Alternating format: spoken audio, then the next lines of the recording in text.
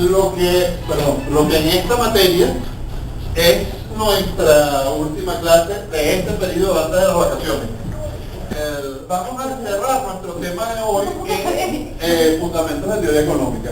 Cerrar nuestro tema de hoy es cerrar el tema con el que trabajamos la semana pasada y que yo sé que los tienen llenos de dudas. ¿Okay?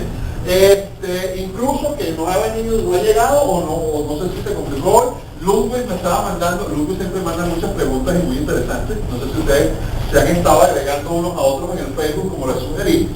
Y entran al grupo y entran al grupo del diplomado como les sugerí. Entonces vamos a hablar acerca de la epistemología de la escuela austríaca. La semana pasada yo les hablaba de dos cosas fundamentales. Una era la teoría del conocimiento de Hayek, que la encuentran en un libro que no está en sus lecturas, que es el orden sensorial.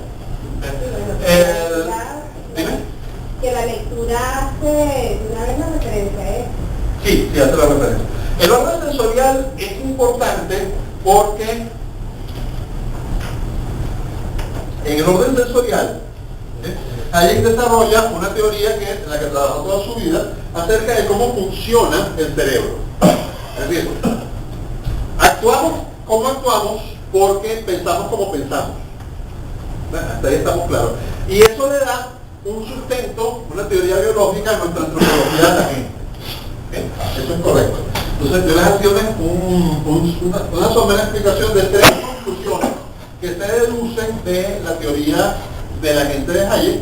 Una de ellas es que el propio cerebro humano es un orden espontáneo de carácter evolutivo. O sea, como órgano, es un orden espontáneo de carácter evolutivo, como un órgano clasificador, y que por lo tanto, desde el punto de vista estrictamente material, la herencia espiritual ya sería otro tema totalmente separado, pero desde el punto de vista estrictamente material, la mente no es otra cosa que el orden del cerebro. Entonces, el cerebro es un órgano que evoluciona hasta desarrollar criterios de clasificación y ordenamiento de información tan sofisticados que desarrolla el concepto de autoconciencia, porque tiene capacidad de abstracción, pero esos son procesos que ocurren simplemente por la forma en que se conectan los neuronas. Y una de las cosas que nos dice Hayek es que es bastante lógico porque no es tan diferente, por ejemplo, el cerebro de un ser humano del cerebro de otro mamífero superior. De hecho, físicamente ustedes notan una cosa curiosa en los cerebros. Mientras más inteligente es un animal, más arrugada está su corteza cerebral. O sea, el cerebro se vuelve sobre sí, como que no cupiera en el cráneo. El cerebro más arrugado que conocemos es el de los seres humanos. Entonces está toda llena de circunvoluciones. Porque el espirate sería mucho más grande. Hay muchísimas más neuronas en la corteza cerebral. Entonces, mientras mayor cantidad de neuronas tiene la corteza cerebral, mayor capacidad de conexión nueva tiene. Lo que llamamos aprendizaje no es sino el proceso donde se crea una nueva red neuronal. ¿Por qué todo esto es importante? Porque nos dice varias cosas. Primero, nos dice que no es cierto, como pensaban algunos teóricos de este tema, que la mente es una tabula rasa.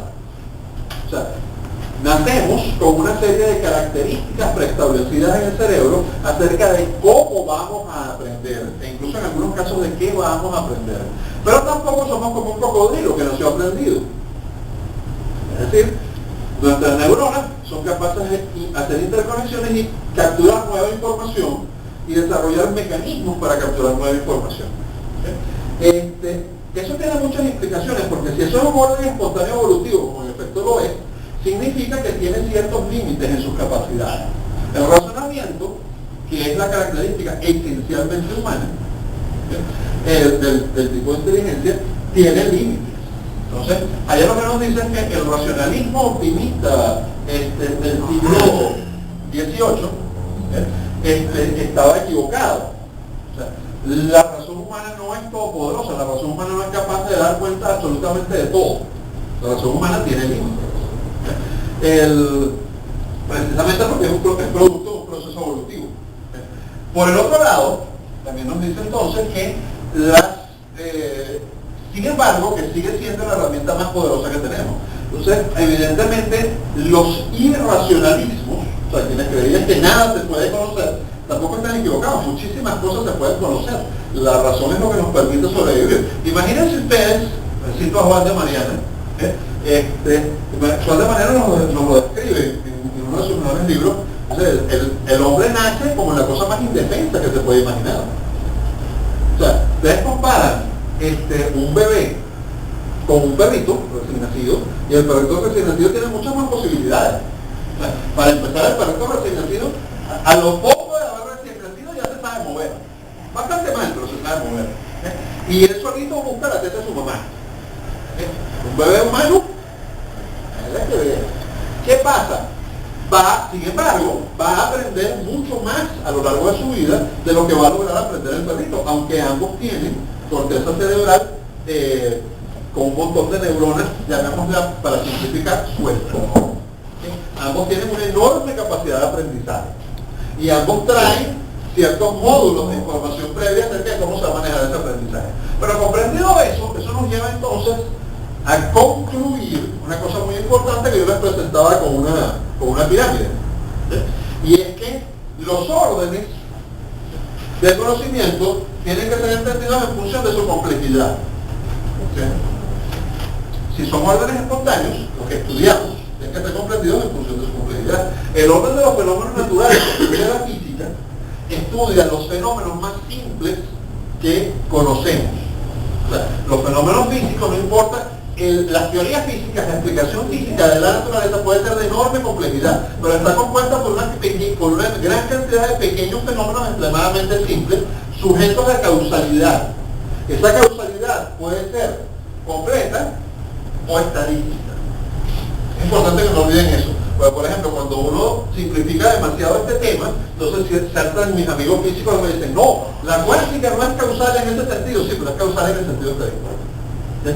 En todo caso, el punto es que las partículas subatómicas, aunque aparecen y desaparecen, van a ser una cosa sumamente extraña, no están dotadas de voluntad. ¿De acuerdo? Entonces, eso por ese lado. Los fenómenos que se estudian son los más simples. Cuando subes de ahí hacia la química, hacia la biología, los fenómenos comienzan a volverse más complejos y cada vez la causalidad es menos directa y hay más elementos estadísticos en el juego. ¿Me explico? Entonces, por ejemplo, en medicina, nadie dice si le damos esta pastilla al paciente va a producir este efecto en el 100% de los casos. Eso sería absurdo. Bien, perfecto. Entonces, cada vez se vuelve más complejo el fenómeno. No significa que la suma de todos esos fenómenos complejos no dé algo relativamente simple, ¿no? Significa eso. Eso también significa que un orden más simple, no puede dar cuenta, no puede explicar un orden más complejo. O sea, no podemos explicar la biología en términos físicos. En términos físicos en sentido amplio, pero no en términos físicos en sentido estricto. Es decir, no podríamos explicar el funcionamiento de un organismo a partir de cómo se movilizan las partículas subatómicas que componen ese organismo. O sea, no podríamos explicar a una gacela diciendo, bueno, los átomos de la gacela, no podríamos, es totalmente imposible. O sea, el fenómeno gacela es mucho más complejo, que es demasiado complejo para estudiar, para explicarlo en términos de átomos, aunque por supuesto está compuesta por átomos. El fenómeno más complejo que conocemos en la naturaleza es la sociedad humana y es un orden espontáneo evolutivo. Como dijo Ferguson, es producto de la acción humana más no de la voluntad humana. Les pongo un ejemplo. Es un ejemplo muy sencillo.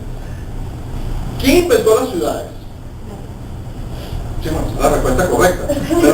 Pero en muchos libros, sobre todo, se preguntan, ¿y cómo fue posible que se inventaran las ciudades? Las personas que estaban en aldea fueron llevadas a las... No pasó así. Las aldeas se convirtieron en ciudades. Es cierto, y nadie se había dado cuenta de lo que estaba pasando. Nadie lo planeó. Los que terminaron siendo los reyes, sus antepasados no hicieron un plan malvado, una conspiración de extraterrestres para crear las ciudades y convertirse en reyes. Se convirtieron en reyes los que lograron colocarse a la cabeza del proceso. ¿Me explico? Es totalmente diferente el asunto. ¿Por qué es interesante esto? Porque significa, una cosa muy importante, que la sociedad en cuanto tal está más allá de la capacidad de comprensión de cada cerebro humano.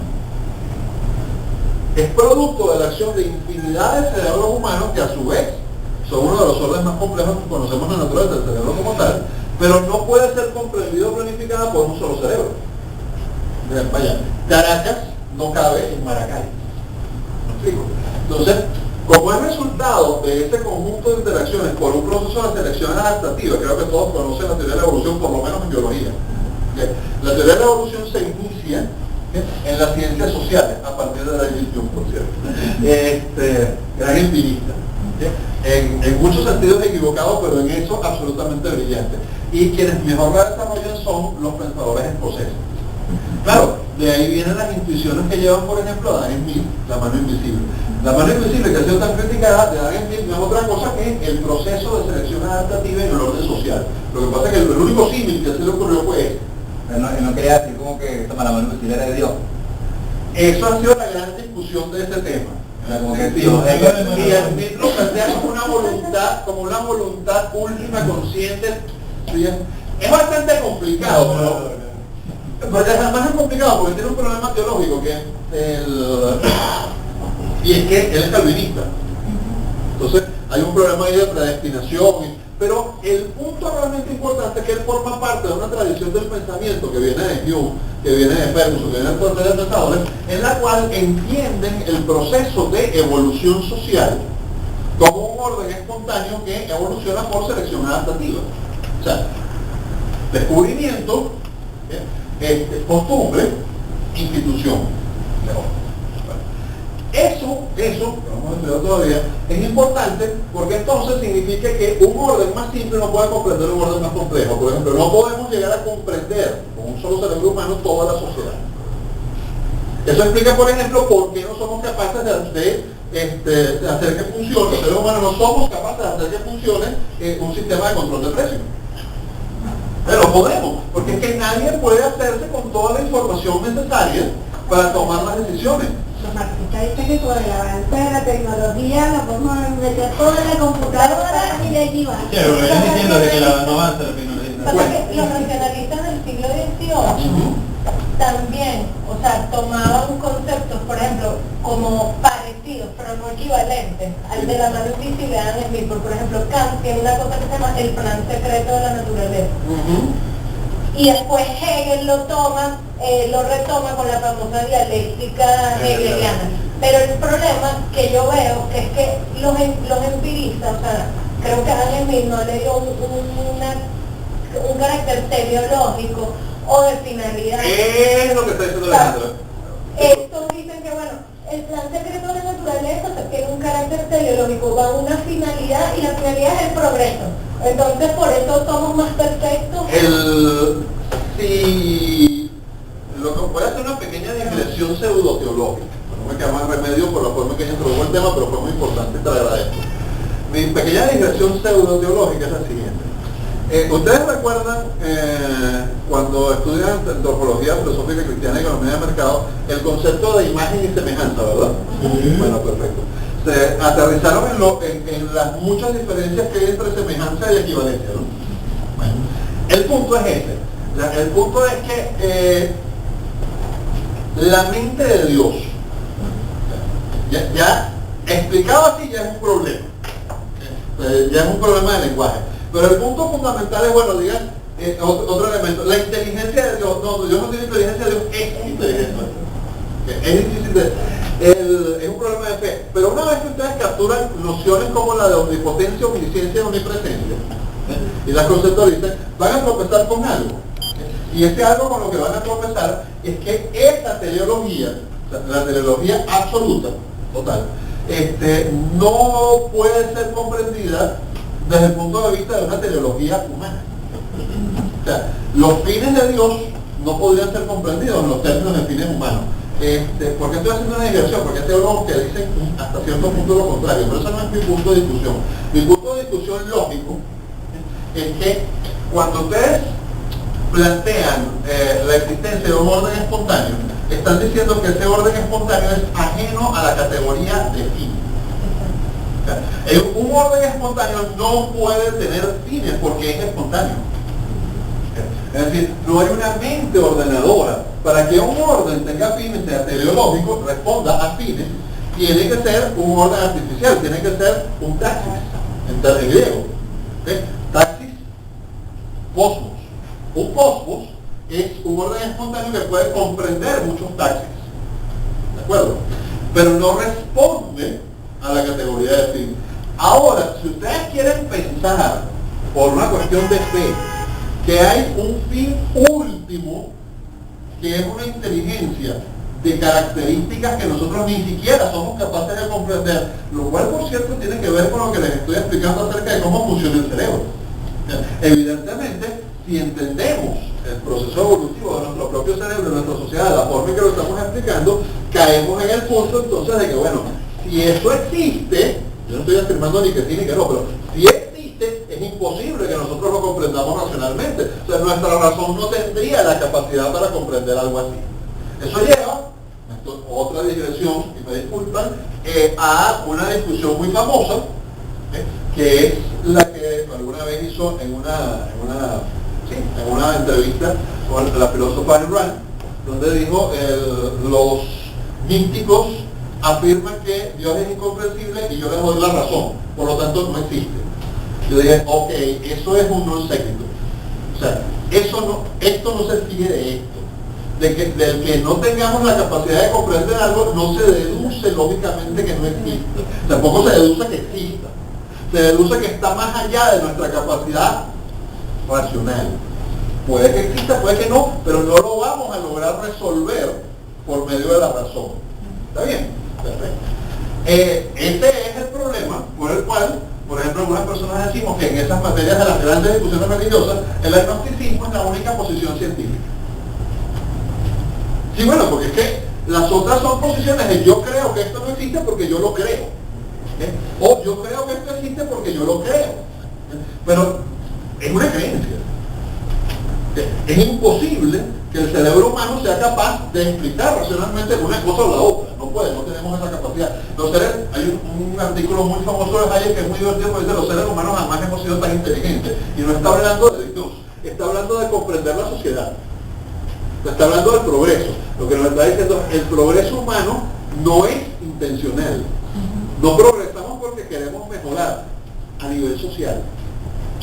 Progresamos porque nuestro esfuerzo por querer mejorar a nivel individual, por tener condiciones, nos obliga a adaptarnos unos a otros en un proceso de selección adaptativa que produce algo que visto desde afuera lo denominamos progreso social. Y por eso es que tiene avances y retrocesos.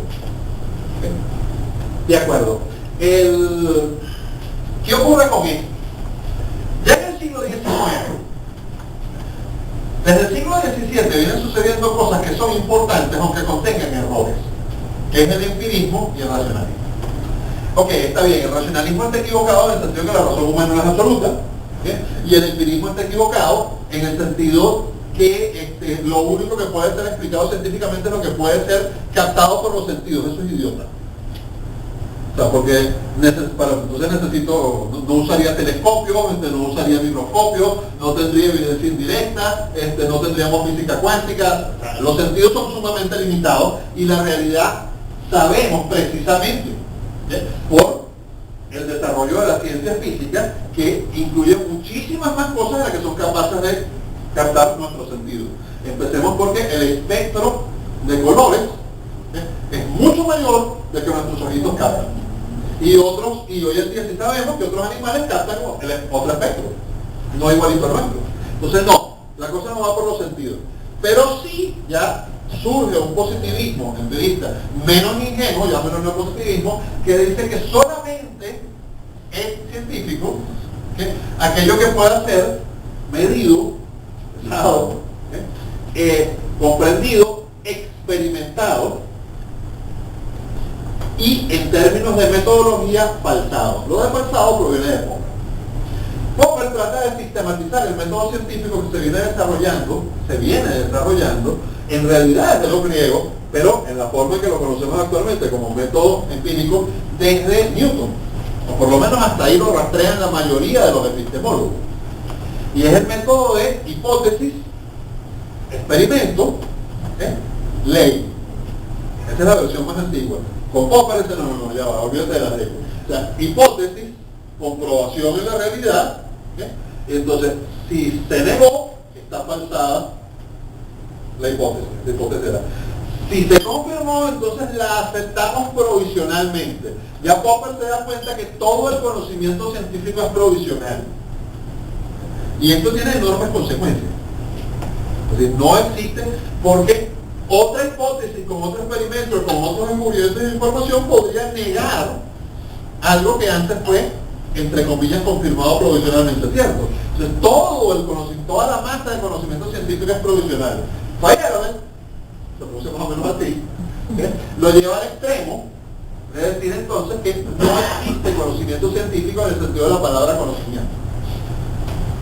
Él lo que nos está diciendo es, miren, si a eso vamos, eso de que no, hay cosas que son totalmente obvias, la Tierra es redonda, podría resultar no ser cierto. No va a ser cierto que la Tierra es redonda. Usted no sabe. De repente mañana descubrimos que a nivel subatómico la combinación de las partículas en el universo en realidad significaba que la percepción de la esfera era equivocada. Bueno, eso está sumamente jalado, pero en última instancia es posible. Es posible. Pero no sé. Es muy difícil, es muy improbable. Entonces, claro, entonces él desarrolla una serie de cosas. Kuhn, yo antes, nadie odia tanto a Kuhn como odia a los científicos mayores, desarrolla la idea de que la ciencia no avanza como se pensaba hasta Popper, sino mediante paradigmas. Es decir, paradigmas son un conjunto de métodos y problemas que los científicos comparten y adoptan, conocen, desarrollan y por lo tanto se aferran a él.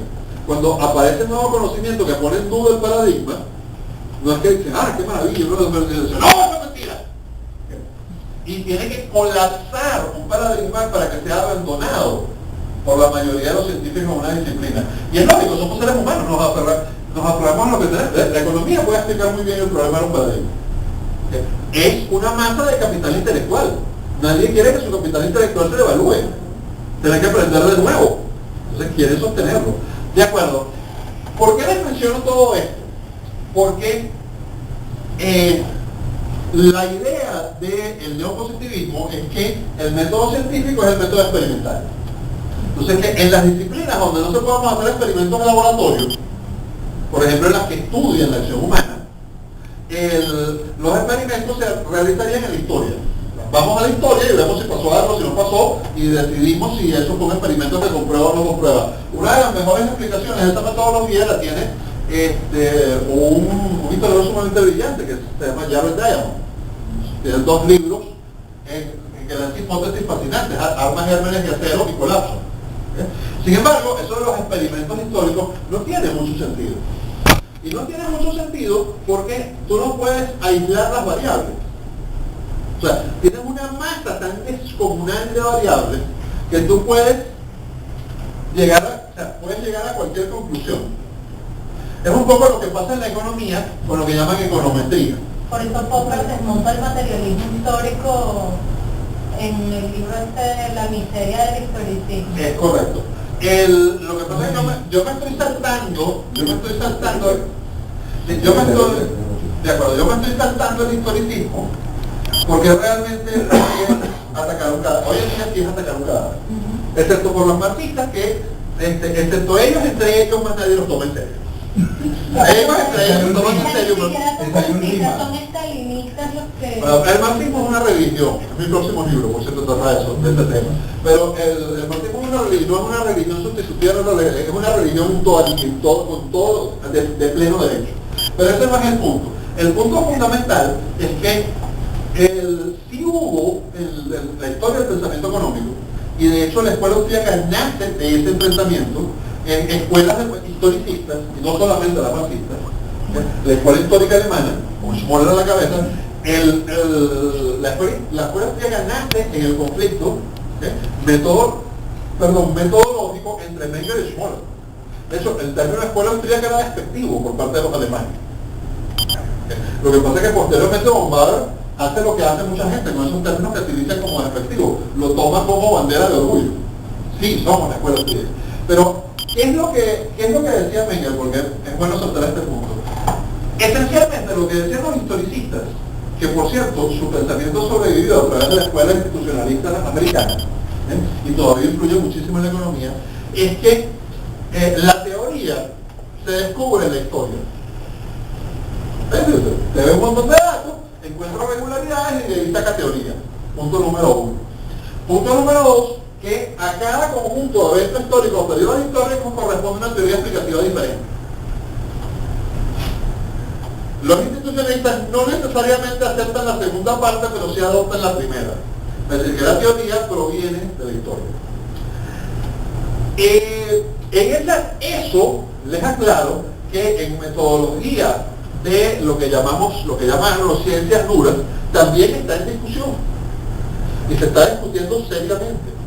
O sea, si es verdad que la teoría se obtiene de la observación, o hay unos elementos teoréticos previos, o sea, se necesita un conocimiento previo para construir teoría. Los físicos discuten eso hoy en día. Los físicos que les interesa discutir métodos, la mayoría de los físicos les importa 3 tipos de métodos. Pero, y les mencionaba yo también en la clase pasada que empezamos nuestra primera clase con una discusión entre 2 físicos imaginarios que involucraban a un tercero. ¿Recuerdan?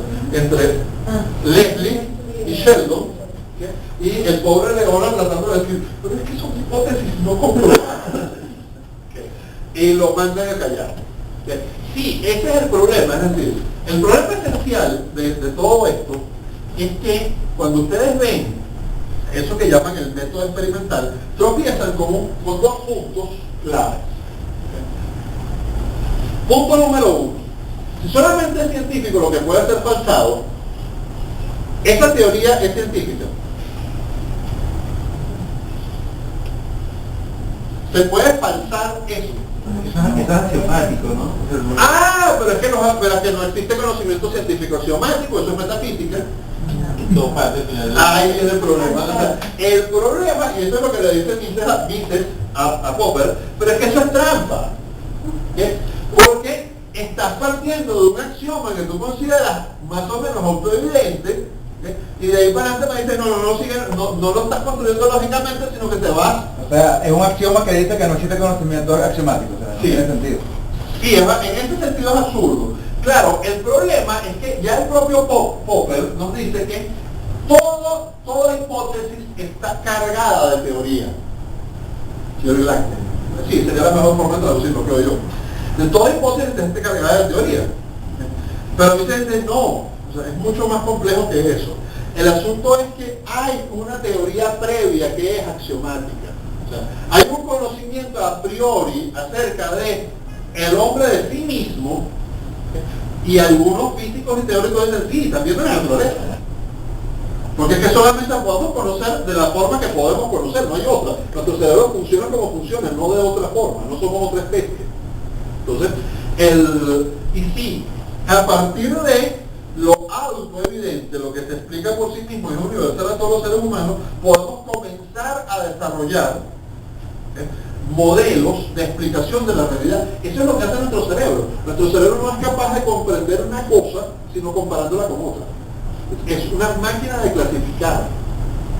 Ustedes pueden tratar de explicar eso al estilo neokantiano, mediante categorías, o pueden ser aristotélicos tomistas y decir que son naturalezas y esencias. Pero en última instancia, son sus neuronas clasificando las cosas de la única forma en que pueden comprenderlas. Porque es que las neuronas no tienen otra forma de tirar una red neuronal, no se puede. Entonces, ese es el punto clave. Claro, ¿por qué hice esta explicación previa? Empecé por lo de la teoría de Hayek. Porque eso significa una cosa que es muy discutible en economía. Significa que nuestra antropología austríaca de la gente está fundamentada en una teoría del funcionamiento del cerebro. O sea, que nuestra antropología de la gente hoy en día estaría fundamentada en el orden sensorial de Hayek, el cual está ampliamente respaldado por 50 años de avance en la neurociencia. Y por supuesto que como todo conocimiento científico es contingente, pero es que también las construcciones de teoría axiomáticas también son contingentes. Eso es lo que mucha gente no quiere entender. O sea, las construcciones de teoría a partir de axiomas también son conocimientos contingentes de a ver, hay una posibilidad ahí medio complicada. Lo que estamos diciendo es básicamente que la gente cree o entiende según puede o quiere entender. No, según puede. Ok. Y hay que leer otra cosa. Seguro. Lo que trato de decirte es que no es posible que los seres humanos construyamos teoría o comprendamos la realidad de una forma diferente a cómo funciona el cerebro humano. Pero fíjate que ya en principio ya dijiste esas divisiones entre lo neoplatónico o lo platónico, que además son dos divisiones casi arquetipales, pues, Sí. Platón y Aristóteles. Claro. Eso es como también como puedo o como prefiero. Como Entender. puedo, vamos a lo aristotélico, como puedo. Es la realidad. O sea, en este sentido a Platón lo podemos llamar Platón. Y Sin embargo, hay gente que lo ve platónicamente. sí, de El acuerdo. amor, el amor. Los socialistas. No, el socialismo es platónico, pero Los socialistas es la derivación de toda esa cuestión racional. Capitalista platónico. Mira. bueno, ya va, pero ya va. Hay un principio que nos dice que la realidad existe. O sea, lo externo a nosotros existe y es externo a nosotros. Formamos parte de él y lo podemos comprender. Hasta ahí estamos todos más o menos claros. Ahora, el problema es de qué manera lo podemos comprender. Eso nos lleva a la discusión sobre el nominalismo, de la cual vamos a hablar hoy en Historia del Pensamiento Económico. Pero el punto al que yo quiero llegar aquí en este momento es el siguiente. Les hago una pregunta. Si ustedes se imaginan un modelo de funcionamiento de un proceso social, ¿bien? Ustedes podrían imaginar un modelo de funcionamiento de un proceso social en el cual los seres humanos no sean como son. No. De poder sí pueden. De poder pueden, por Escribió supuesto. una novela muy chévere que venda mucho ejemplares. O un libro de teoría económica. Ah, ok. Pero hay un importante pero con eso. Eso les permite interpretar la realidad de los seres humanos como si son. Pudiera, pero con serias limitaciones. ¿Me explico? Entonces, lo que nos dice Mises es una cosa muy interesante, que él lo dice por un modelo de construcción lógica de teoría. Mises nos dice, bueno, la economía trata acerca de la acción humana, y esto es axiomático. La acción humana es axiomática porque no es concebible, lógicamente, entender la acción sin negarlo sin actuar. Eso lógicamente es cierto. Ahora, alguien le agrega un elemento muy poderoso a eso, que es decir, sí, pero eso es así porque nuestro cerebro funciona como nuestro cerebro funciona. Es decir, hay un fundamento biológico extraeconómico a la praxeología. ¿Me explico en este caso? Entonces lo que yo estaba tratando de decirle, es decir, la neurociencia actual, que en algunos sentidos haya brillantemente adelantado muchas de sus conclusiones actuales, no se explica por qué la acción humana es como es. O sea, por ejemplo, por qué las personas perseguimos fines, utilizamos medios, identificamos medios, colocamos los medios de cara. Todo eso que explica la economía no lo explica la neurociencia. Hacemos eso porque nuestro cerebro funciona como funciona. Sí hay un fundamento biológico para ese asunto. Pero lo podemos explicar, pero precisamente porque nuestro cerebro es una máquina clasificadora, por ese motivo, es que es capaz de identificar un axioma irreductible y a partir de ahí construir una teoría desde el punto de vista estrictamente lógico, es decir, utilizando toda una serie de teoremas. Ahora, no sé si finalmente logré darles el enganche entre las dos cosas. Debido a que nuestra máquina clasificadora funciona así, es que es capaz de hacer eso. Entonces, ¿qué ocurre? Mises nos dice, bien, hay un problema. Quizás, en la física, en la química, en la biología, quizás, él no iba a discutir este tema, el método que hay que usar es el método experimental empírico, positivo. Quizás. Ha dado excelentes resultados hasta ahora. Hay muchas cosas que se dudan, pero en el estudio de la acción humana no funciona. O sea, no funciona porque no puedo hacer experimentos, no funciona porque entiendo el objeto de estudio es el mismo sujeto estudiado, puedo capturar información por introspección, y no funciona porque tengo que reducirlo a un elemento lógico. Y no funciona porque encontré un axioma irreductible sobre el cual construyo teoría. Y básicamente no funciona porque estas hipótesis requerirían teoría previa. Y esa es la gran discusión metodológica de Mises. Mises lo que dice es que no se pueden concebir hipótesis si no se tiene una teoría previa. Entonces, como no se tiene una teoría previa que no se sacó a la realidad sin teoría que lo ordene es un mare magnum inexplicable. En ese sentido, en ese estricto sentido, es absolutamente indispensable tener una teoría previa, y la teoría previa solamente puede salir de los a priori lógicos del pensamiento. ¿Cómo son, en este caso, la acción humana? Bien, sí, sí, en este caso. ¿Qué pasa? Dice lo que nos está diciendo es que hay cierto conocimiento que es autoevidente y ya está ahí para el ser humano. Y yo les pongo otro ejemplo que también viene de la neurociencia, y es una gran discusión que tienen los expertos en el lenguaje.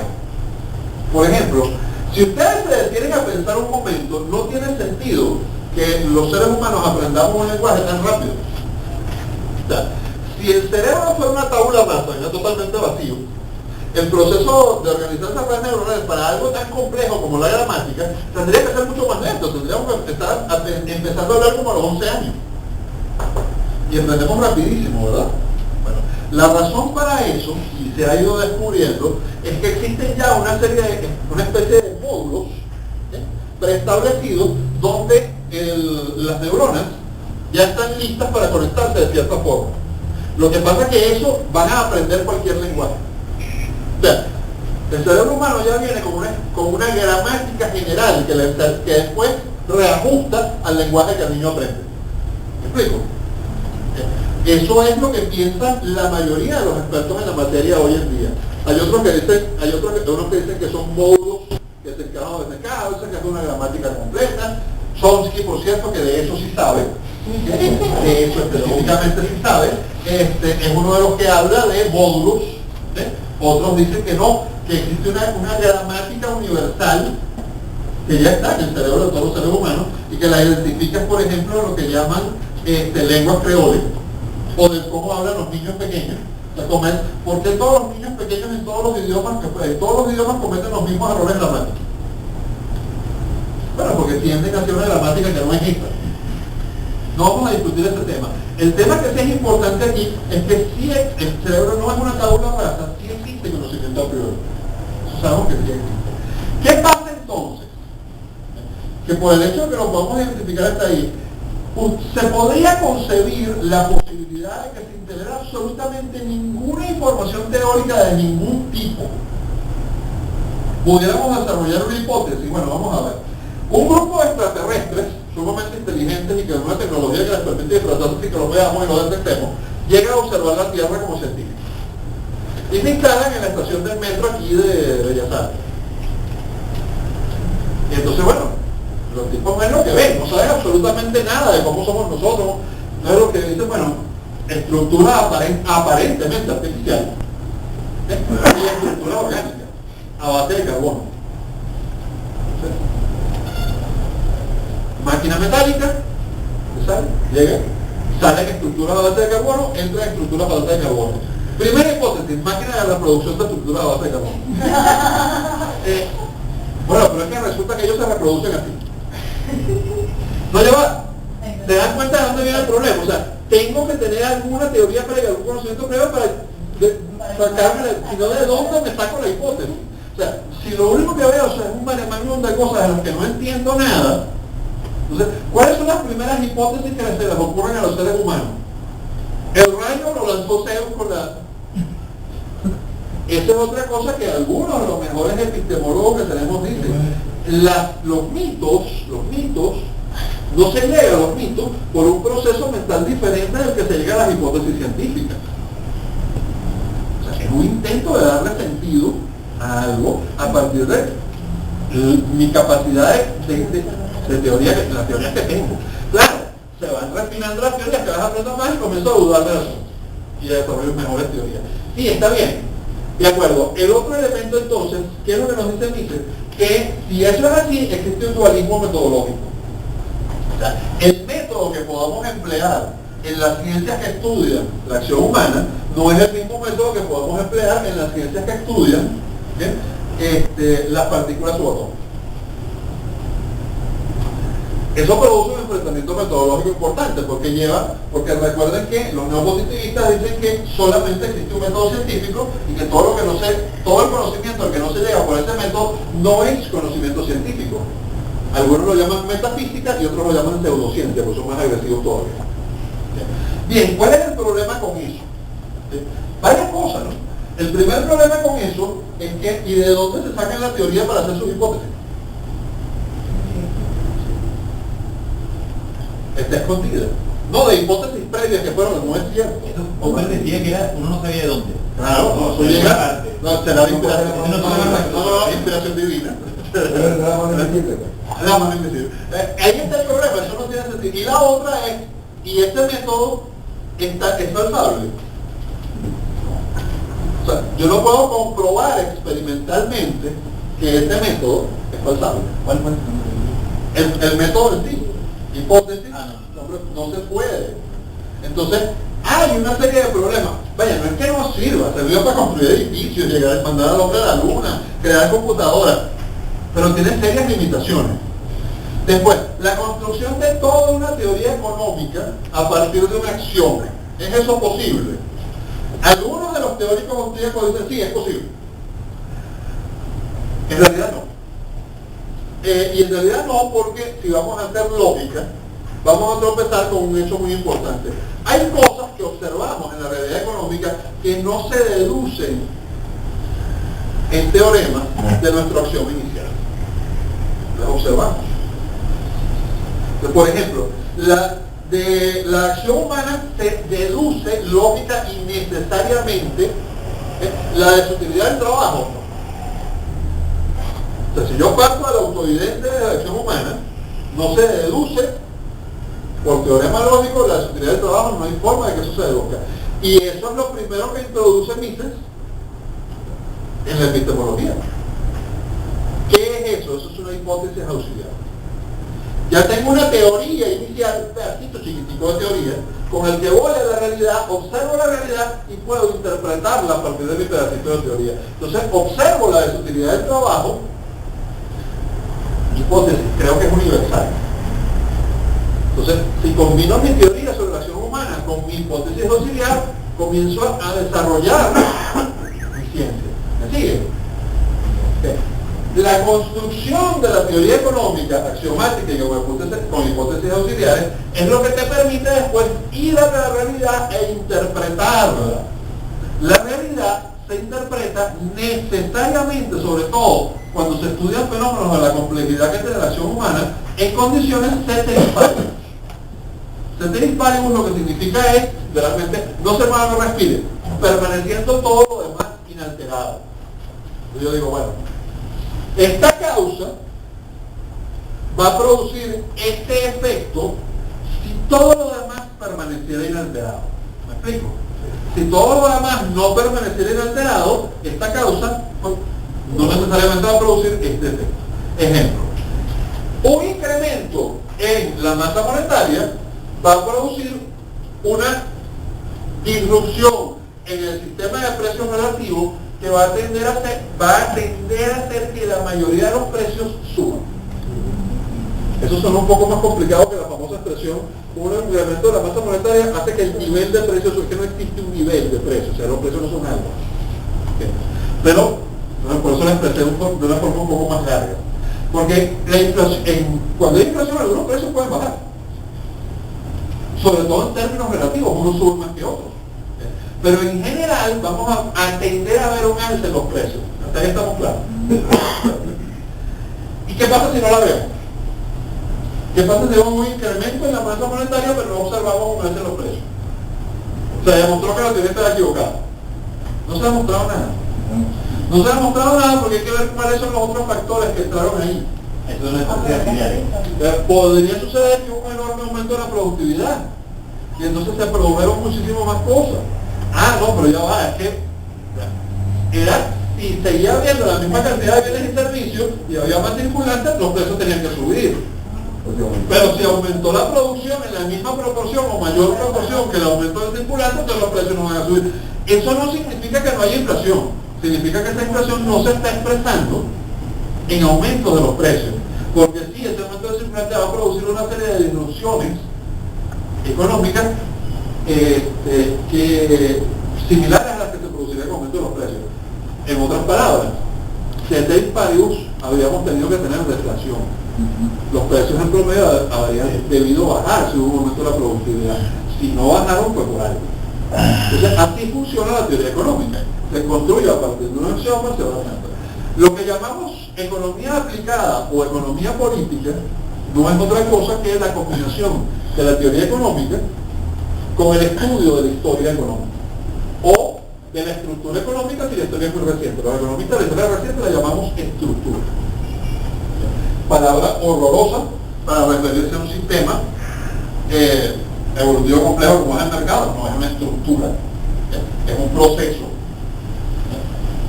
Aquí el ingeniero es muy clara la diferencia entre una estructura y un proceso. De llamarle estructura a un proceso realmente es grosero, pero bueno, la palabra se usa durante tantísimo tiempo que ya es como que difícil, pero sí, ¿verdad? Ese es el otro problema. Es el último elemento de esta clase. Todo esto nos lleva a entender la economía como un proceso. Y eso es importante por un motivo, porque significa entonces que nuestra comprensión del proceso económico, lo relevante es el proceso dinámico por el cual el orden espontáneo del mercado se está ajustando y reajustando. Y eso lo estudiamos a partir de nuestra teoría que construimos a partir de una acción autoevidente. Ahora, profesor, pero es que me tiene enredado entre la acción autoevidente y la neurociencia. Me tiene vuelto un ocho entre estas dos cosas. Bueno, ya va, no es tan complicado el problema. El problema es este, o sea, ¿dónde empieza una disciplina? Termina otra. ¿Dónde termina la psicología y empieza la economía? ¿Dónde empieza la neurociencia y termina la economía? Porque el hecho de que una teoría en una ciencia tenga soporte en teorías y conocimientos de otra ciencia, no significa que hay que hacer el trasvase metodológico.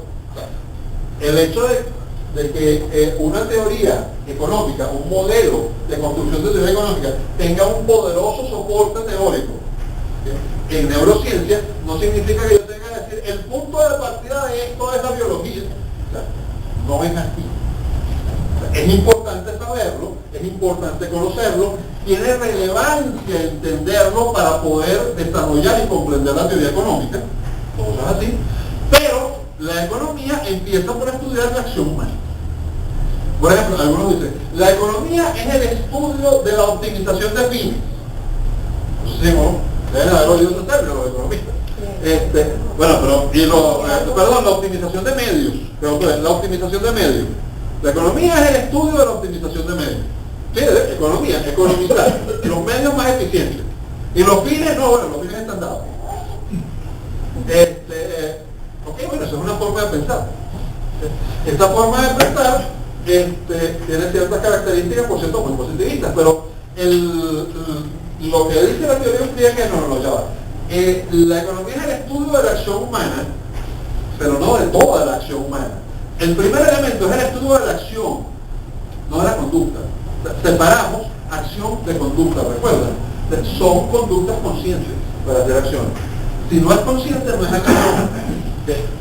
Las conductas influyen sobre la acción, es decir, los elementos no conscientes influyen sobre la acción y por lo tanto sobre la economía, sí, por supuesto que influyen, y mucho.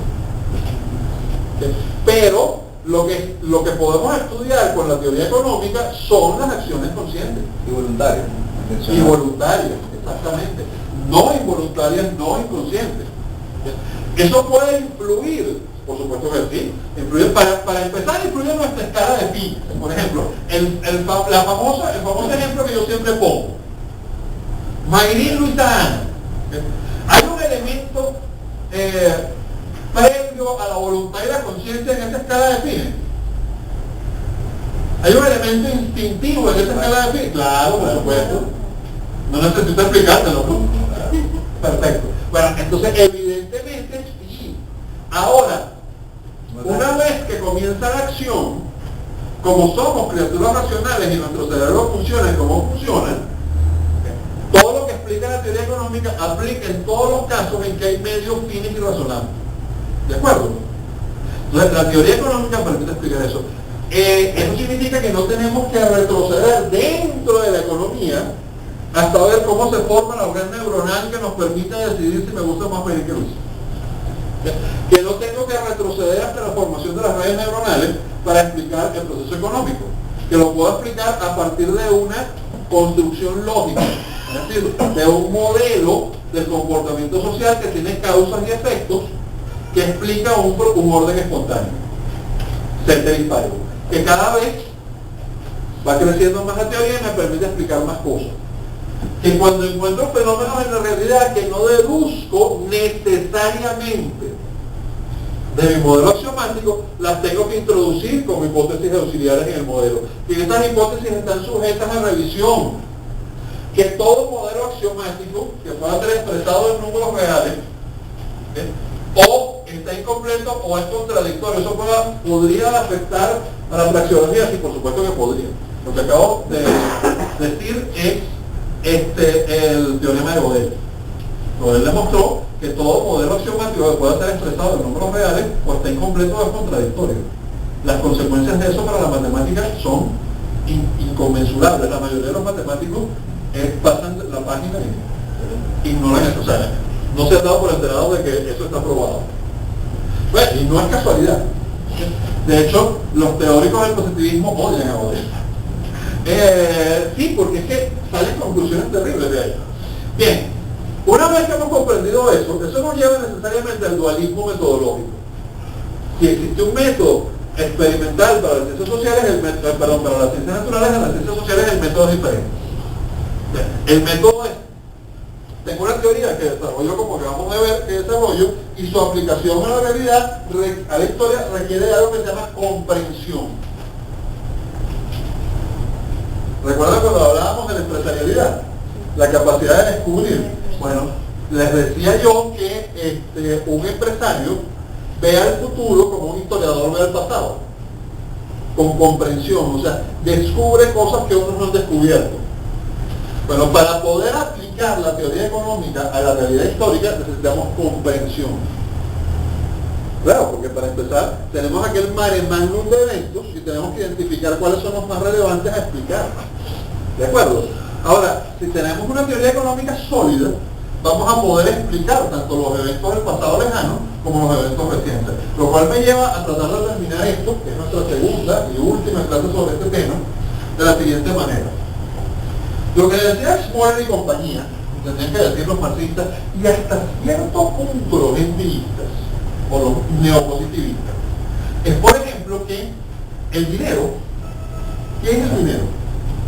Un medio de intercambio. ¿Y eso de dónde lo sacaste? Una teoría. Sí, yo sé que es la teoría, pero experimentalmente eso se puede comprobar. Bueno, observo los intercambios, veo cómo lo usan, pero eso me llevaría a que el denario romano es lo mismo que el dólar americano, que el bolívar. Van viendo por dónde el problema. ¿Qué pasa? Lo que nos dice esto, ya va, espérense un segundo. Sabemos que existen trueques y además los podemos deducir de la teoría pura, aunque no existiesen, los podríamos deducir de la teoría pura. Y sabemos que esos trueques tienen toda una serie de problemas, doble coincidencia de necesidades, etc. Eso, y sabemos que si podemos identificar en el mercado, no racionalmente, lo estoy reconstruyendo como que va a ser un proceso racional, pero a través de los cambios en las costumbres, un medio de intercambio indirecto, podríamos realizar muchos más intercambios. Perfecto. Bueno, una vez que hemos desarrollado esto en teoría, cualquier materialización de ese proceso es dinero. Entonces podemos utilizar la misma teoría del dinero para explicar el denario romano, el peso de 8, el dólar americano y el bolívar fuerte. Bueno, se llama así, yo sé que está severamente debilitado y devaluado, pero se llama así. Yo me imagino que el próximo lo llamarán el Bolívar Cortina. El punto es, o no sé, Bolívar bolivariano. Pero el punto importante aquí, ¿Cuándo empezaron a poner? ¿Cuál? Con los lirios en Medio Oriente. la moneda. Pero fíjate que esto es interesante porque si lo que vamos a ver si ustedes están comenzando a pensar como economistas. Cierto, ¿verdad? Ella es historiadora. Y todos saben. Pero una pregunta, ¿y cuándo empezó el dinero? Cuando un elemento que tenía intercambios, No sabemos. No hay evidencia. Pero podemos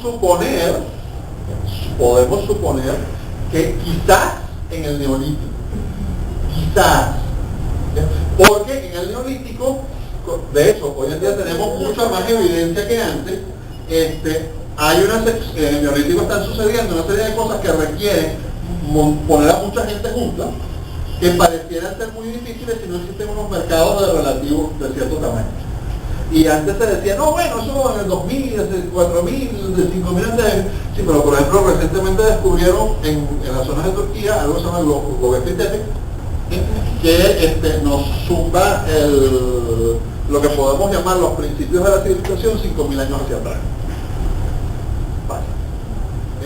Sí, bueno, está ahí, o sea, no sabemos exactamente si es un templo, qué es lo que es, pero es algo que requirió un nivel de división del trabajo que se supone que hace 10.000 años no había. Y está ahí, tiene 10.000 años, sí había ese nivel de división del trabajo.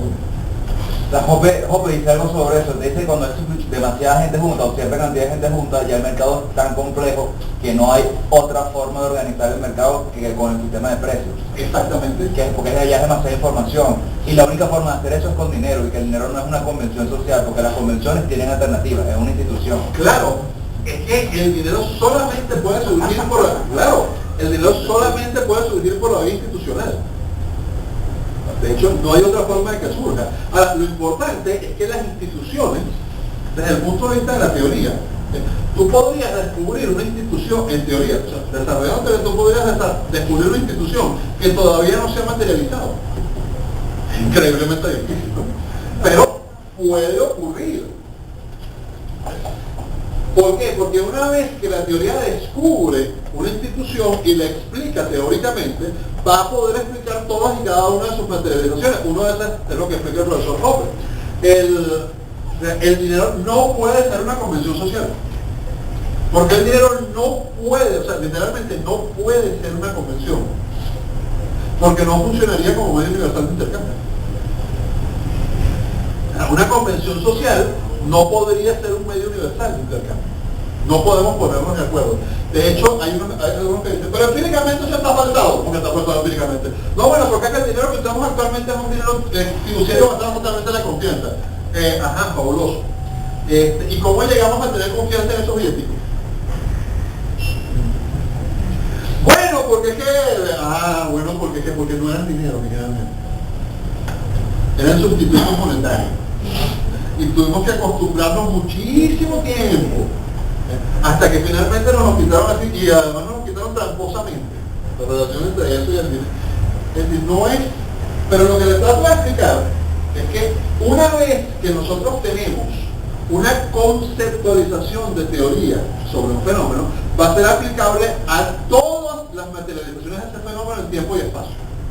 Una vez que yo he comprendido la teoría del medio de intercambio indirecto, yo con esa teoría del medio de intercambio indirecto puedo explicar cualquier materialización del dinero, sea tal, sea moneda. ¿Qué pasa? Cuando surge la moneda, el dinero amonedado, entonces comenzamos a agregarle a la teoría del dinero nuevos elementos que introducen esa materialización del dinero. ¿Me explico? Ahí están las hipótesis auxiliares. Puede ser. Yo tengo pegadas las hipótesis auxiliares, no sé dónde están. Sí, puede ser. Es posible que para poder explicar eso requiramos hipótesis auxiliares, o es posible que el propio desarrollo necesario de la teoría lógica te lo permita. Todo lo que no cabe en la acción para hipótesis auxiliares. Si tú encuentras algo en la realidad que está ahí y no se deduce necesariamente del modelo de la propia estructura lógica de la teoría, lo introduces como una hipótesis auxiliar. No es que vas a estar introduciendo la hipótesis auxiliar como loco. La mayoría de las cosas sí se deducen de la teoría. Lo que pasa es que hay veces que no. Pues entonces el dinero y la moneda son cosas completamente diferentes. No, están muy relacionadas. Lo que pasa es que con el dinero entra la moneda y esto comienza a tener otro proceso. La moneda es una de las materializaciones históricas del dinero. Y termino diciéndoles, exacto, son diferentes, pero están muy relacionadas. La moneda es una de las materializaciones históricas del dinero, una de las más importantes, ¿de acuerdo? Y viene un punto clave en todo esto. ¿A qué hemos retrocedido? Después de que nos volvimos empiristas, experimentadores, neocantianos, nos fuimos a la neurociencia, nos apoyamos en Joaquín Fuster y de nuevo caímos en Aristóteles. Forma y materia. En realidad se trata de eso. La teoría es conocimiento formal, conocimiento de las formas, y se aplica a la materia. Si no tenemos conocimiento formal, no podemos explicar ni comprender la materia. ¿Me explico? Claro, por eso es que los empiristas no se dan cuenta, los neopositivistas no se dan cuenta, sobre todo en economía, que se contradicen a sí mismos en varias formas, porque por ejemplo exigen que para poder pasar necesitan formalizar tan estrictamente que la formalización sea matemática. Sí, lógico, porque si no claro, ¿cómo van a pasar en la historia si no tienen un modelo que pueda ser medido, pesado, cuantificado? Este es el problema. Pero uno dice, muy bien, muy bonito. ¿Y la correspondencia entre la teoría del modelo y el modelo? Bueno, es que... ¿Por qué bueno es que? Porque si yo quiero que de verdad haya real correspondencia entre la teoría del modelo y el modelo, voy a terminar con los pingüinos del profesor Lucas. Ese es el problema. O sea, yo estoy tratando de explicar, yo estoy tratando de modelar un proceso caótico, en el sentido estrictamente matemático de la palabra. Estoy tratando de explicar un orden complejo. Y estoy tratando de explicarlo por identificar en él relaciones entre dispares. Si yo no las he identificado previamente en teoría, sacarlas por regularidades, por favor. Miren, vamos a empezar por el principio. Vamos a sacar la teoría de la identificación de regularidades. Vamos a hacer regresiones estadísticas. Eso es lo que significa, simplificando, es que yo agarro dos conjuntos de datos y si coinciden, si los grafico, para no explicárselos en forma completa, si esta es la forma de esta gráfica y esta es la forma de esta gráfica, las pongo una encima de la otra y coinciden, hay una relación de causa-efecto. Eso es lo que dice esta teoría. Identificar, sacar teoría de la realidad, lo que significa es eso, que si yo encuentro regularidades, hay una relación causal. Y claro, como no sé cuál es la causa y cuál es el efecto de la relación es funcional, el orden de los factores no altera el viaducto. Entonces, pero ¿cuál es el problema con eso? Eso, aunque parezca mentira, sí me puede llevar a descubrir cosas importantes. O sea, yo puedo hacer una regresión estadística y encontrar una posible relación causal entre dos cosas que parecen no tenerla. Pero necesito teoría que explique esa relación causal. Porque si no a los niños los trajo la cigüeña. O mucho más importante, o sea, no se las traje aquí hoy, no se las voy a traer otro día. En una de las conferencias, ¿sabes que esto tiene un ciclo de conferencias dentro del propio programa, ¿no? Que forma parte de la carga académica. La asistencia de ustedes a las conferencias, el punto es, y no va a ser aquí, pero el punto relevante aquí en lo de la forma y materia. Miren, si ustedes agarran dos series y encuentran esta aparente relación econométrica en economía causal, se van a encontrar con las cosas más absurdas del mundo. Por ejemplo, que el consumo de mayonesa en Nueva Inglaterra coincide perfectamente con el número de abortos. O sea, o la mayonesa causa abortos o los abortos producen mayonesa, nada. Los amores que abortan a comer mayonesa. Ok. Es absolutamente imposible que haya algún tipo de relación. Bueno, esto como imposible no, pero se ve bastante absurdo. ¿Sí? Y no la hay. Entonces, esto te lleva a este problema. Es decir, de ahí no vas a sacar teoría, necesitas teoría previa, incluso para plantearte una hipótesis. Entonces, ¿cuál es el problema? No podemos, el problema es que si no admitimos que sí existe un conocimiento a priori, aunque es muy discutible cómo funciona, pero que existe un conocimiento a priori, porque así funciona nuestro cerebro, y que a partir de ahí desarrollamos teoría, y que de esa teoría es que podemos utilizar para ciertas cosas un método experimental. Pero si no admitimos ese hecho, lo que hacemos es meter la teoría escondida debajo de por acá. Caemos en eso. O sea, ¿y de dónde sale la hipótesis? No, bueno, la hipótesis... No, bueno, del cerebro. Ay, ¿el cerebro cómo funciona? Bueno, con unas redes neuronales que se intercambian y clasifican y de dónde obtienen. Bueno, es que sí, la neurociencia los está fregando, o sea, los está llevando sistemáticamente a... Bueno, el punto no es tanto eso. El punto fundamental es que si el método de las ciencias naturales es ese, y para muchas cosas ha traído buenos resultados, aunque de nuevo, recuerden la discusión entre Leslie y Sheldon, son dos personajes imaginarios, pero los físicos de verdad discuten eso, y se matan exactamente igual que los del chiste. De hecho, si no fuera verdad, no sería gracioso. Si no era trasfondo de verdad, no hubiera sido gracioso. Los físicos teóricos sí discuten así. Y frases como la de Sheldon sí las puede decir un físico teórico. Frases geniales, ¿no? Como por ejemplo, cuando hay otro capítulo donde Leonardo le pregunta, ¿y es que acaso todos los físicos tendrían, toda la ciencia física tendría que aceptar tu modelo simplemente porque tú lo presentaste sin ningún experimento? Él le responde, bueno, no tendrían, pero deberían. Esto, es que hacerlo, pero deberían. Bien, ¿qué es lo que le está diciendo? Que a partir de los modelos matemáticos de cómo funciona el mundo, los físicos desarrollan cosas que no necesariamente son probables experimentalmente. Esto lo podríamos traducir en que la estadística no genera teoría económica. Por supuesto, la estadística jamás podrá generar teoría económica. Ni teoría de nada. Absolutamente. La estadística es una herramienta que sirve para clasificar grandes bloques de datos. Eso nos lleva al último punto de la metodología en la economía industrial, que es el individualismo metodológico. Atomismo lo llamaba Menger. Claro, si todo esto que hemos dicho es así, y la teoría la construimos a partir de axiomas y teoremas, y sí, introducimos hipótesis auxiliares.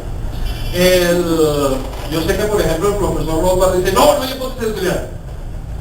Ayer la usaba, Mises la usaba, Zanotti la formaliza de la acción humana. La mayoría pensamos que sea hipótesis auxiliares. ¿Qué ocurre aquí? Si eso es así, ¿cuál es ese agente que actúa? ¿La sociedad actúa? No. ¿La clase, esta clase? ¿Actúa? No, ¿verdad? No, solamente puede actuar, eso es lo que dice Menger. Los agregados, las clases en el sentido estadístico, ¿recuerdan? Caso y clase. Los agregados no actúan. Los agregados no pueden actuar, actúan son los individuos. Entonces, toda la teoría económica y toda la explicación de los procesos económicos aplicados, economía política, tiene que ser reducida a la acción humana individual. Claro, eso me lleva a cosas divertidas, como por ejemplo hay economistas que dicen, no, como la sociedad funciona a base de familias, porque el individuo no podría existir sin una familia, tenemos que hacer la economía de las familias. Ya, el individuo no podría existir sin familia, o sea, los hombres solteros que se van de su casa se mueren. No, porque tú la pareja.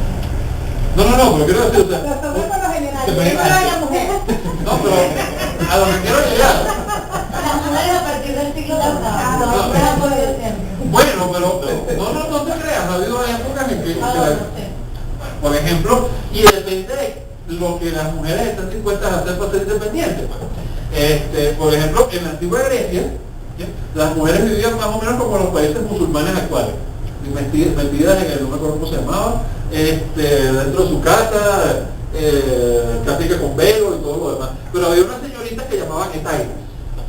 Y no eran exactamente prostitutas, aunque sí eran prostitutas. Sí, bueno. Bueno, se dedicaban a eso, pero no, era de muy alto, porque era de muy alto nivel. La palabra, esta es buena comparación. No va más allá de eso. Va más allá de eso. Su rol en la sociedad griega era mucho más complicado. Era lo que, por ejemplo, en el Renacimiento era llamado una cortesana. Su rol no eran solamente los servicios sexuales, hay otra cantidad de cosas involucradas en el personaje, exactamente. Bien, ¿de qué se trata?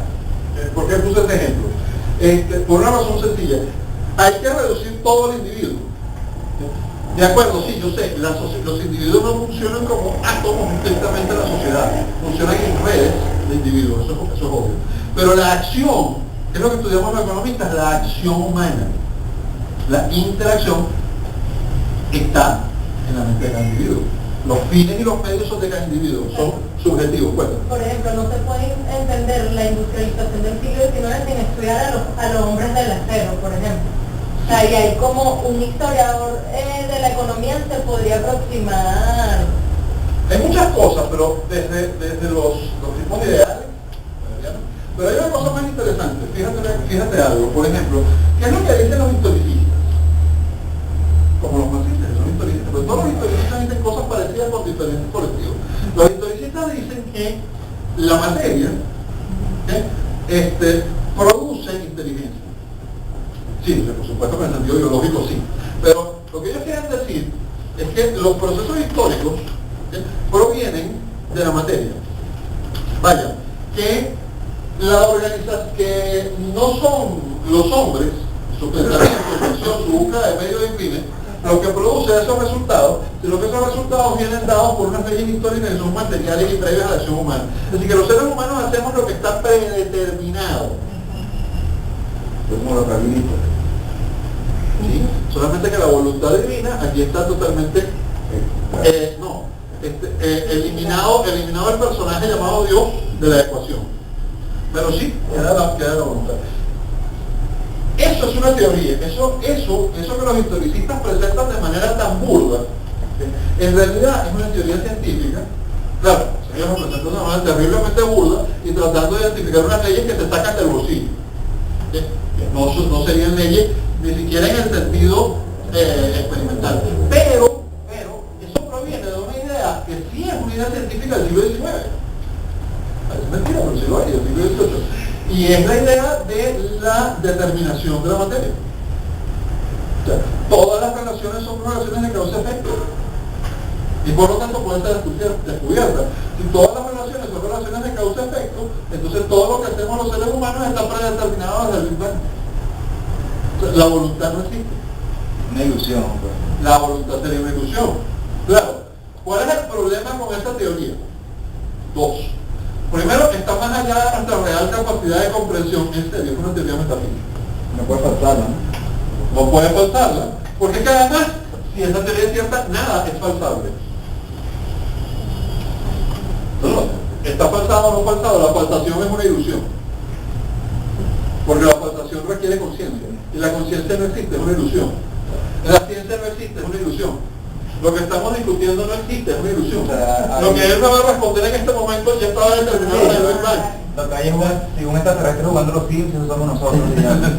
No, eso también estaba predeterminado, eso no hay que usar. O sea, eso podría concebirse como una cantidad de relaciones de tal grado de complejidad que nos da la idea de que eso fuera cierto. Pero el problema con eso es que no somos capaces de explicar la realidad por ese medio. Dicho, o sea, si eliminamos la voluntad no somos capaces de explicar la acción humana. Porque vendría la pregunta, bueno, porque ¿qué es lo que te dicen? Bueno, no, en realidad sí el proceso está todo predeterminado, hay las causas de efecto, y yo podría explicarlo como una ecuación si tuviera los datos y pudiera descubrir la ecuación suficientemente compleja.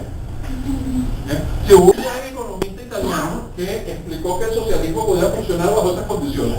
Si me dan todos los datos y descubro la ecuación, que sería muy complicada, pero Barón, explico Barón. El socialismo puede funcionar como un sistema de ecuaciones simultáneas. Eso sí, nadie conoce las ecuaciones y no sabemos cómo conseguir todos esos datos. Son dos pequeños problemitas. No, pero es que Varone, que era más partidario del socialismo, Varone se tropezó con la teoría de la imposibilidad del socialismo de Mises y no la desarrolló porque no quiso. O sea, Varone encontró los dos datos que llevan a la teoría de la imposibilidad del socialismo. Que no se puede recopilar la información y no se puede construir el sistema de ecuaciones. Ninguna de las dos cosas es posible. Claro, de acuerdo. Termino entonces en que empleamos el dualismo metodológico. Cabe la posibilidad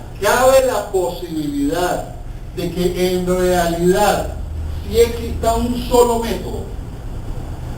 Fíjense que dije cabe la posibilidad, lo puse en condicional. Sí, es posible. O sea, la forma en que se ha venido desarrollando la investigación epistemológica, la forma en que se han venido los conflictos en los paradigmas, en las ciencias exactas, en la física, en la química, están empujando a que posiblemente lo que se ha venido haciendo, o sea, a descubrir los problemas metodológicos que la economía descubrió hace mucho tiempo y que resuelve con el dualismo metodológico. Probablemente el dualismo metodológico fue una solución de compromiso previo, intermedio. Y bueno, nosotros vamos a trabajar así, porque si no trabajamos así, pues no llegamos a ningún lado. Y claro, los que intentaron seguir copiándose la física, pero la física vieja, pues no han llegado a ningún lado. Se han descubierto algunas cosas importantes. ¿Recuerdan ustedes cuando vimos un video de una conferencia del profesor Oscar Vara? Sí. ¿Recuerdan lo que les explicaba acerca de dónde sale, por ejemplo, el homo económico? Que agarraban algunos economistas del siglo XIX, agarraban, y del principio del siglo XX, pero sobre todo del siglo XIX, agarraban manuales de física y hacían doble entrada. Están tratando de disfrazarse de físico. Bueno, ¿cuál era el problema con eso? Que necesitas eliminar una serie de características a la gente. Por ejemplo, la voluntad. Además, para poder modelarlo, necesitas que tenga conocimiento perfecto. Esa es una de las grandes discusiones en economía. Conocimiento perfecto. Además que las características de variables que no tienen, que es peor incluso todavía. ¿Cierto? El determinismo lo utilizan muchísimo los socialistas en sus discursos. Es decir, algo así como que eso que le estoy diciendo, lo estoy diciendo porque el sistema publicitario quiere que lo crea. El socialismo es la derivación lógica de todo esto. O sea, desde el racionalismo kantiano es esto. Sí, es cierto. Lo que pasa es que, por ejemplo, Totalitarismo del siglo XX. el racionalismo kantiano te puede llevar a otra cosa. O sea, partiendo de Kant, tú llegas a Mises, por ejemplo. ¿Cómo? De otra clase. Sí, bueno. Con categorías a priori. Ah, bueno, sí. ¿Qué es lo que claro, ¿qué es lo que hace Mises? Mises dice, no, o sea, no son esencias.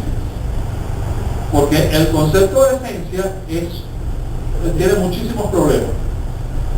Entonces, necesito algo que me permita hacer una cosa. O sea, el problema es cómo puedo yo establecer una conexión, ¿okay?, entre una realidad en que obviamente que es percibida por el ser humano, en donde obviamente existe naturaleza, y entre los conceptos que consideramos, eso sí, científicos, ¿okay?, del nominalismo, que nos dice que en términos estrictamente reales lo único que existe es la cosa. O sea, no existen, en términos estrictamente reales, no existen árboles, existe cada árbol. O sea, la categoría árboles, la naturaleza común de todos los árboles, está en nuestra mente. O sea, es como nosotros vemos la naturaleza. Eso es lo que, en comillas, esencia, dirían los nominalistas. Claro, eso es un problema muy serio, porque llevaba una discusión teológica que en su época fue tremenda, pero Kant la resuelve de una forma muy interesante, es decir, son categorías mentales, y esas categorías mentales están a priori en la mente. Después tenemos que sentarnos a discutir qué significa no qué significa a priori, antes de, pero qué significa categoría a priori, pero sí, o sea, la intuición de Kant era esencialmente correcta. Y de nuevo, categóricamente correcto, ¿sí qué? Así funciona nuestra mente.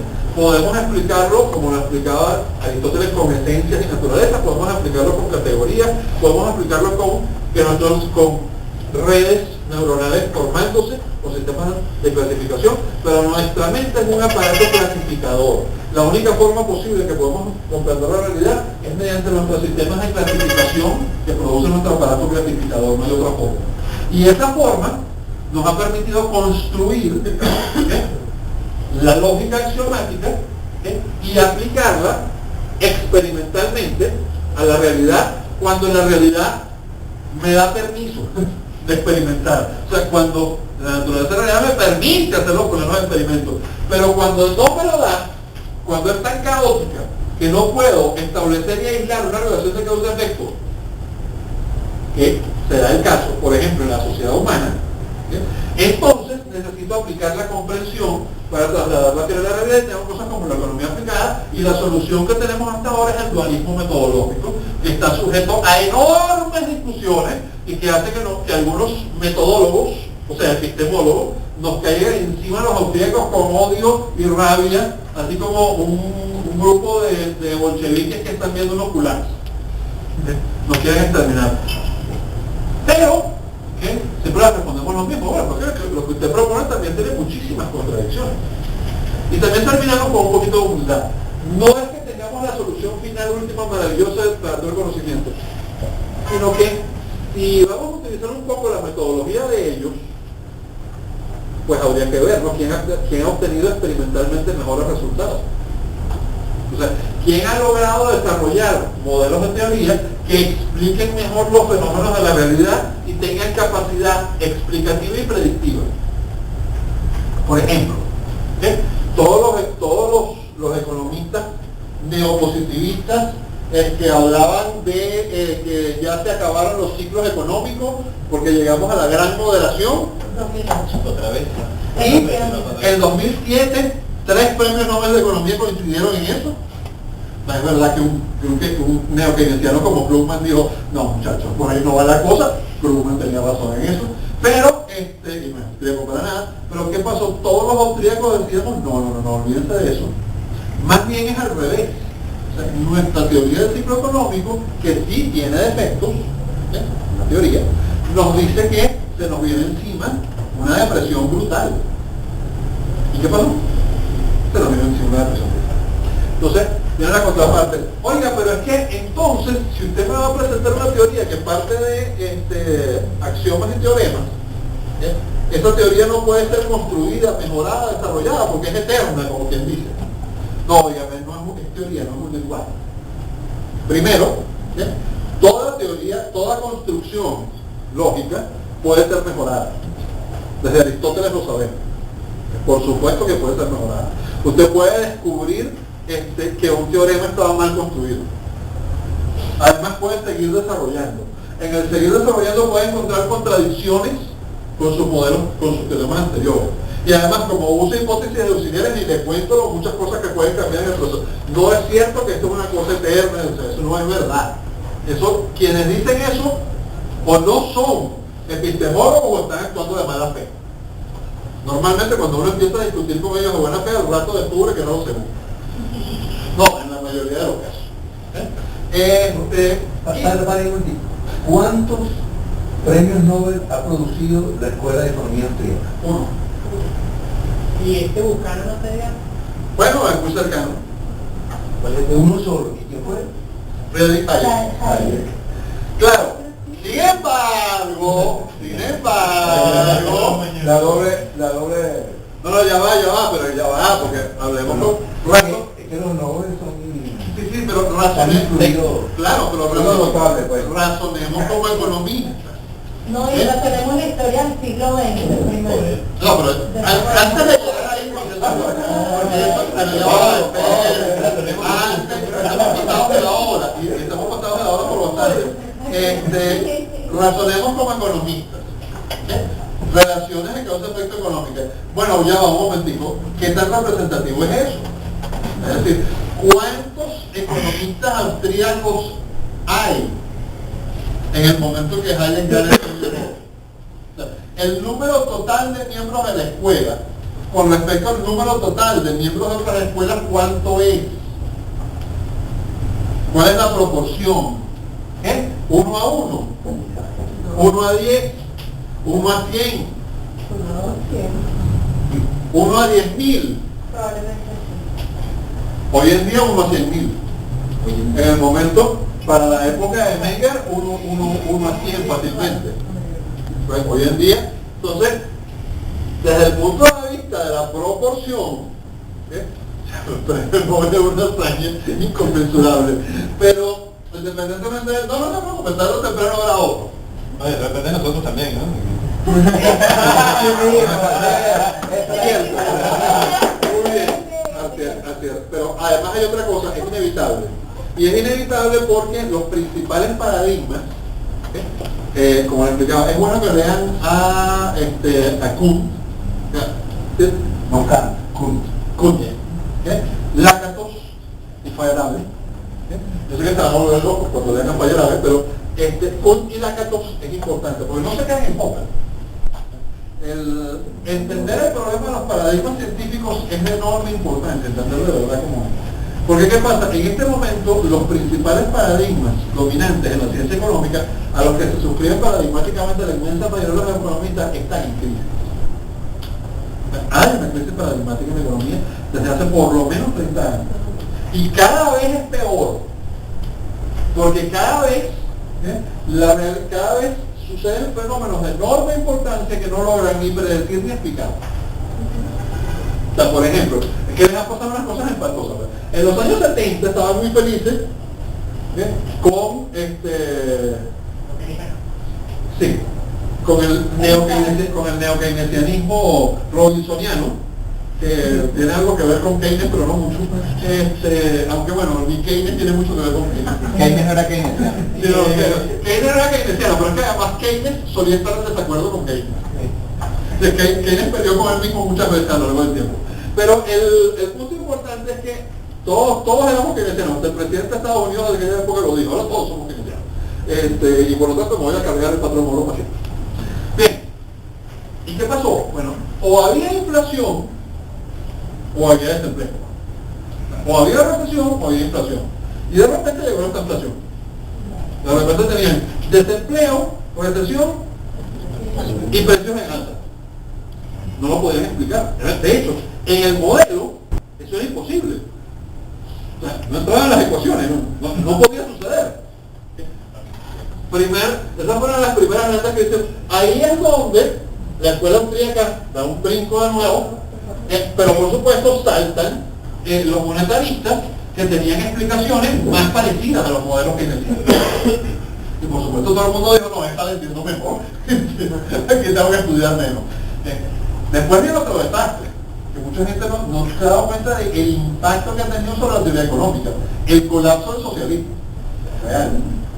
La caída de la Unión Soviética, el muro de Berlín. Miren, uno de los tratados de economía más usados para enseñar en clases de economía en el mundo es el de Samuelson. Tiene muchísimas ediciones.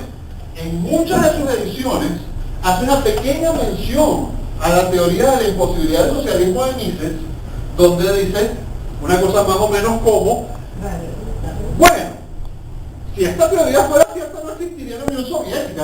La mera existencia de la Unión Soviética demuestra que esto no tiene mucho sentido, y claro, por supuesto esto fue refutado por Oscar Lange y bla bla bla.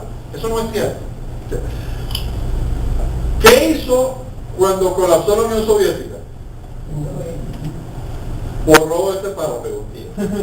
No, borró. La siguiente edición no aparece el párrafo. Es una de las cosas más deshonestas que ha hecho un economista de esa importancia. De hecho, si ustedes tienen el nuevo, las últimas ediciones, yo puedo traer la mía que es de 80 y tanto y lo tiene. Y en las demás no aparece sin explicación de ningún tipo. Y nadie lo ha escrito y no se la cara. Tirado la cara hasta el basta. Hasta la gente que está de acuerdo con él en otras cosas se lo ha tirado a la cara. Porque después nada. Lo mismo que hizo en el libro, nada. ¿Qué va a hacer? El día que diga algo va a tener que decir, bueno, la puse, me equivoqué o no de esta explicación. ¿Cuál es el punto entonces? Usamos el dualismo metodológico, somos individualistas metodológicos, dualistas metodológicos, partimos de la estructuración axiomática de la teoría, sí podría tener fundamentación nuestro agente, una fundamentación científica fuera del terreno de la economía, pero preferimos armarlo axiomáticamente para, oye, no tener que salirnos de nuestra propia disciplina, tiene lógica, sino que vamos a hacer economía biológica, se puede hacer.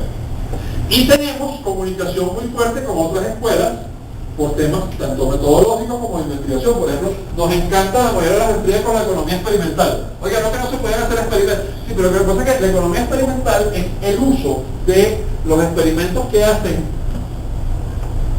los psicólogos.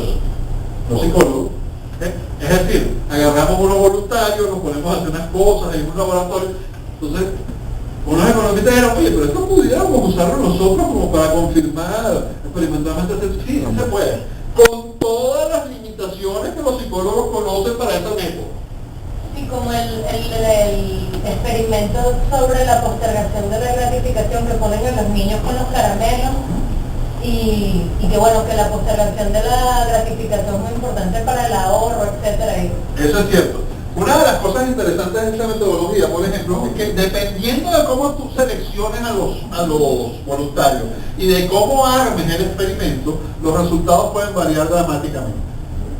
Y quien no entiende bien eso, que los primeros economistas que se lanzaron por ahí lo estudiaron bien, pero otros se pusieron a hacer economista experimental sin estudiar bien el asunto, se daban unas estrelladas horribles, porque llegaban a unas conclusiones ridículas. Entonces llegaba otro y decía el experimento mejor realizado y le decía, no se hace. Ese problema metodológico es gravísimo porque por un lado está o sea que no funciona perfecto la explicación de la conducta para animales, pero el control de variables ya cuando entras con humanos se hace fractal. Pues. De hecho, ese es el problema. Cuando estás trabajando con primates, ya empieza el problema.